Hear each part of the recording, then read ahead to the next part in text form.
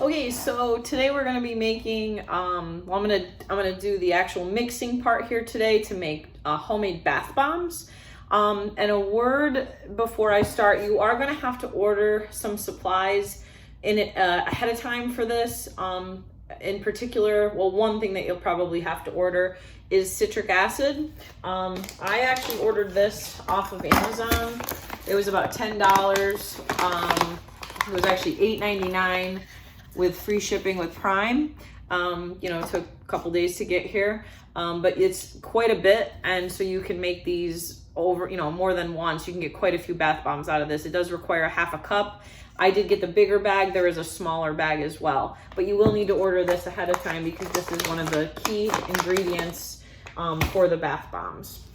You'll also need to get something to mold your bath bomb in, like to make the shape.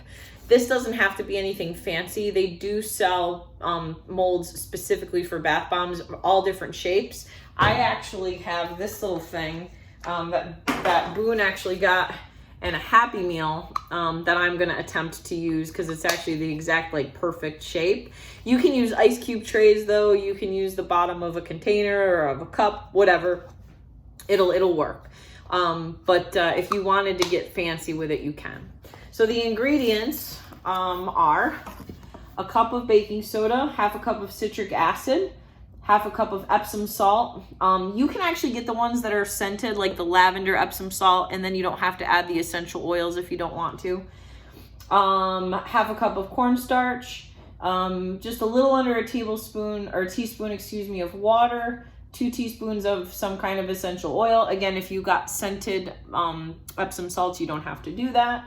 And then 2 teaspoons of oil of your choice. I actually just used olive oil because it's what I had in the kitchen, but you could use coconut oil or whatever. And then food coloring if you wanted to. And another thing that you can do is you can add things like glitter or sprinkles, anything like that to make it fun, as long as they're safe to be in the bath with your child and they'll go down the drain easily enough. So you can get as fancy with these as you want.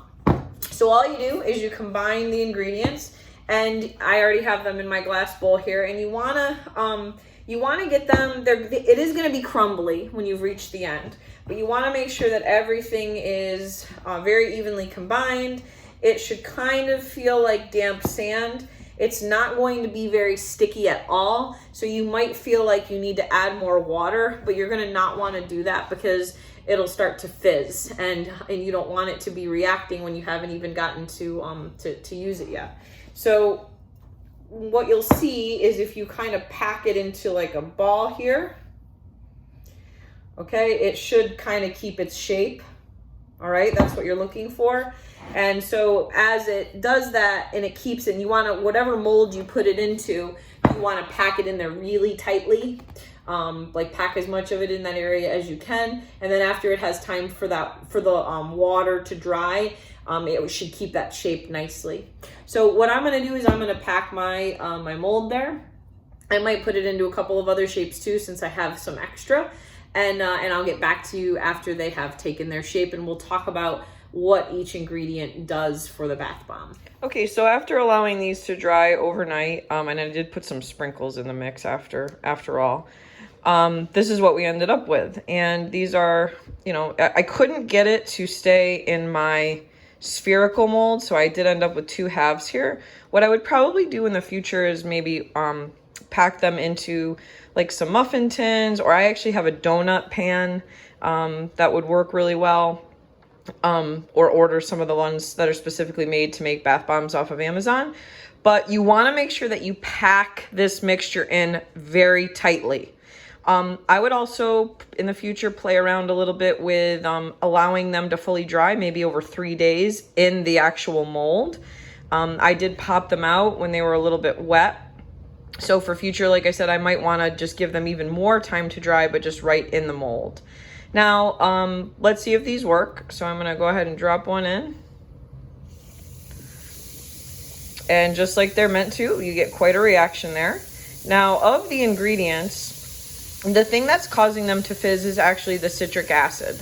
The Epsom salts are meant for sort of the relaxation piece there, and to do the medical thing, pulls water out of the body, relieves muscle soreness, that kind of thing. The baking soda acts as a cleaning agent, like there's your soap piece. The cornstarch is meant to cake it up, and that's what actually allows it to take this form and to harden. And then the oil is just that's your moisture agent, which allows you to press it into a mold.